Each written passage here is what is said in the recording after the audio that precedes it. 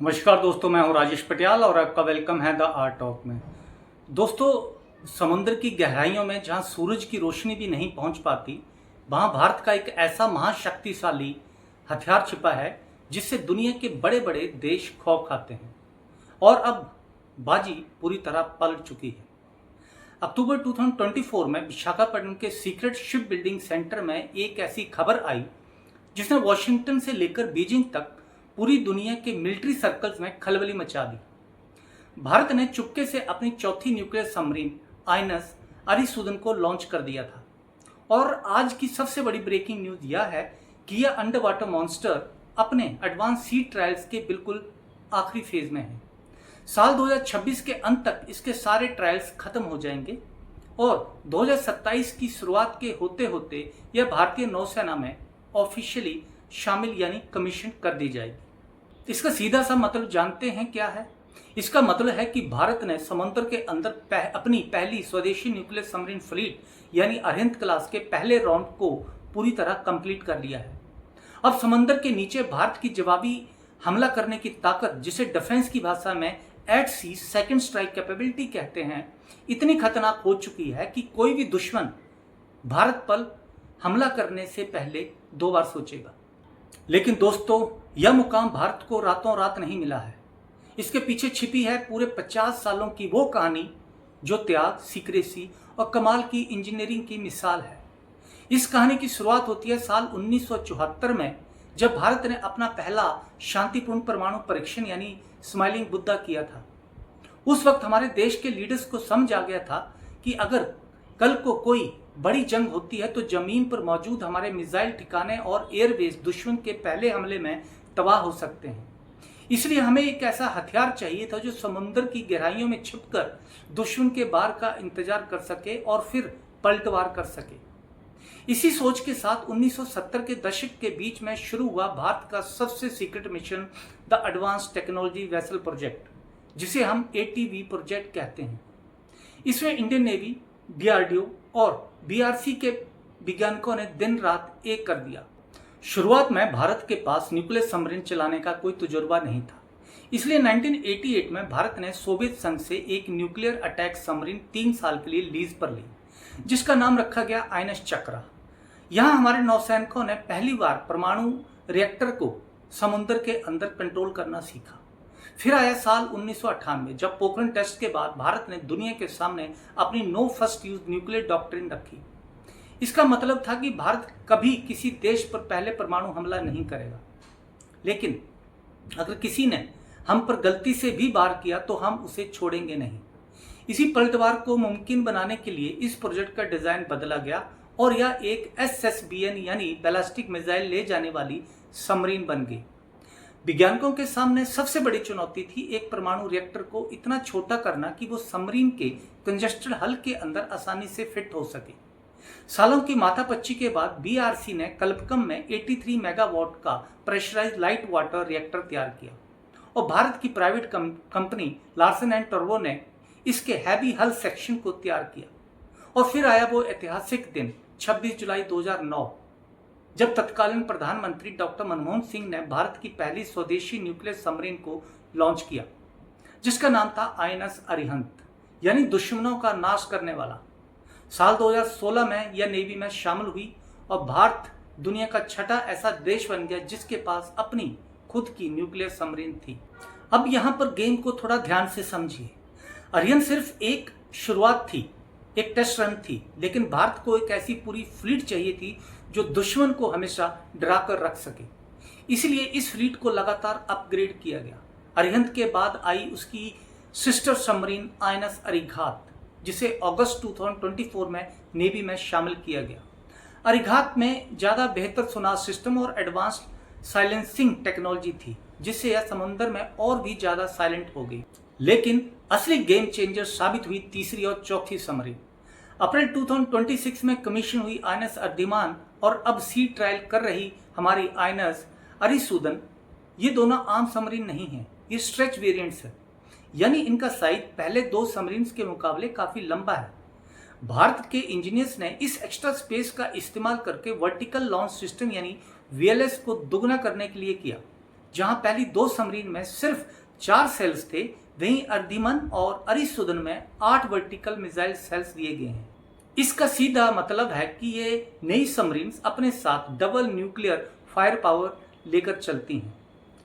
दोस्तों, अब बात करते हैं उस वेपन सिस्टम की जो आईएनएस अरिसुदन को दुनिया का सबसे खतरनाक अंडर वाटर प्लेटफॉर्म बनाता है।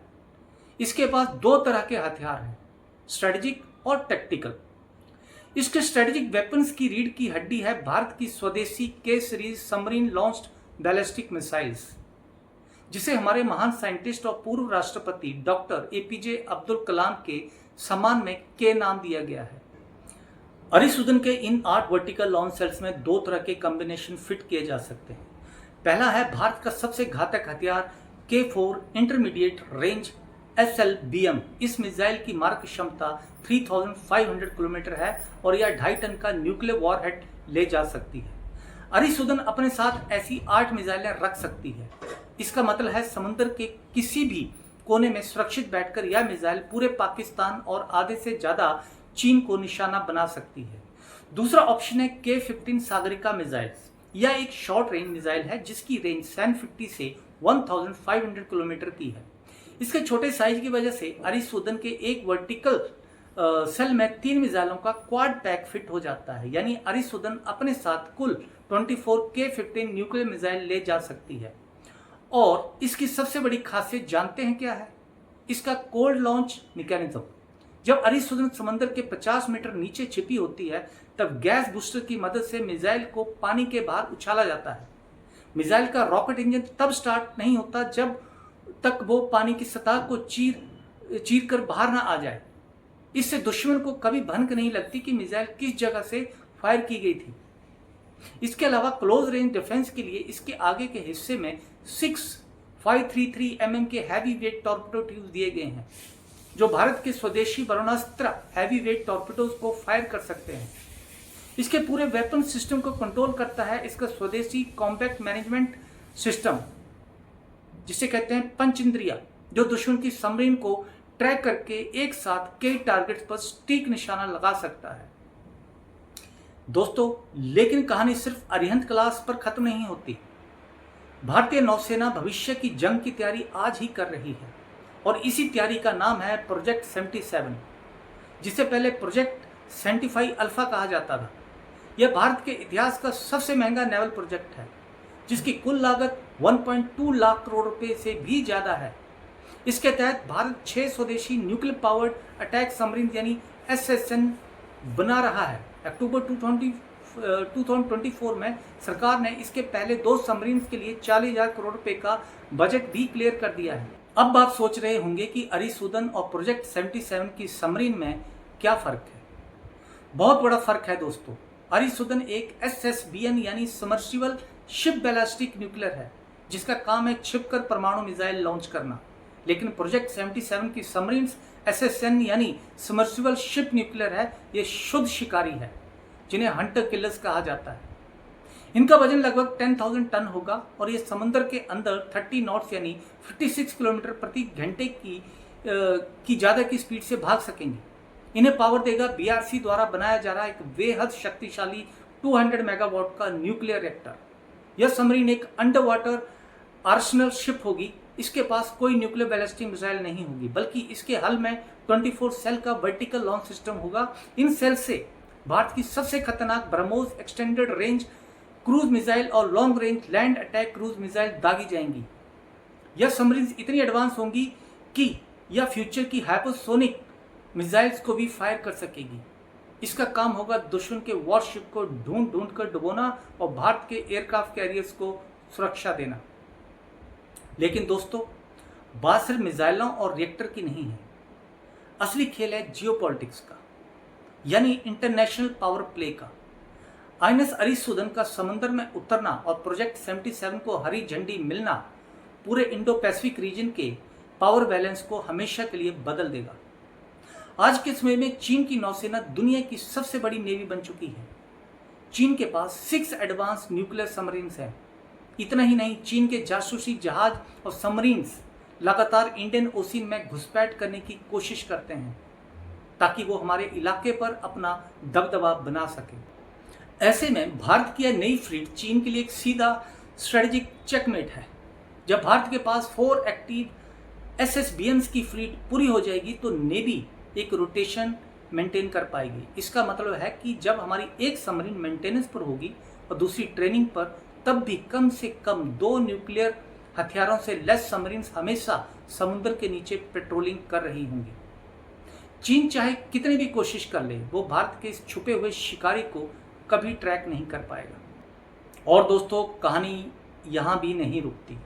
अरिसुदन के साथ भारत का पहला सबमरीन राउंड तो पूरा हो गया है, लेकिन अब नौसेना कदम रख रही है अपने सबसे बड़े और महाविशाल मिशन में, जिसका नाम है प्रोजेक्ट S5।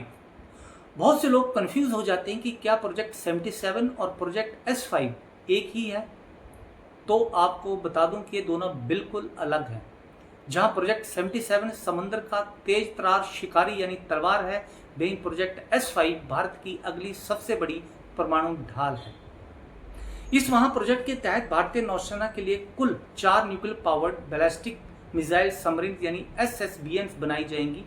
जी हाँ, पूरी 4 अंडर वाटर मॉन्स्टर्स। इनका साइज और ताकत सुनकर आपके होश उड़ जाएंगे। ये सबमरीन लगभग 13,500 टन की होंगी, यानी आज की अरिसुदन से लगभग दोगुनी। इनके अंदर भारत की सबसे घातक और सबसे लंबी दूरी वाली K5 और K6 intercontinental ballistic missile load की जाएंगी, जिनकी रेंज 5,000 से लेकर 8,000 किलोमीटर तक होगी। यानी समुद्र के अंदर से सीधे दूसरे महाद्वीप के टारगेट को भी उड़ाया जा सकेगा। इस प्रोजेक्ट पर काम बहुत तेजी से शुरू हो चुका है और इस क्लास की पहली सबमरीन 2033-34 के आसपास नेवी में शामिल होने के लिए तैयार हो जाएगी और 2030 के दशक के अंत तक ये चारों महासबमरीन भारत की समंदर के नीचे एक ऐसी दीवार खड़ी कर देंगी जिन्हें दुनिया की कोई ताकत नहीं भेद पाएगी। भारत समंदर का वो राजा बन रहा है जिसे अब कोई चुनौती नहीं दे सकता। INS अरिसुदन का आना और S5 प्रोजेक्ट का आगे बढ़ना इस बात का सबूत है कि भारत अब सिर्फ अपनी रक्षा नहीं कर रहा, बल्कि महासागरों पर अपनी ताकत की एक नई कहानी लिख रहा है। दोस्तों, आपको क्या लगता है, क्या भारत की यह अंडर वाटर शक्ति चीन और पाकिस्तान के होश उड़ाने के लिए काफ़ी है? अपने विचार नीचे कमेंट्स में जरूर लिखिए।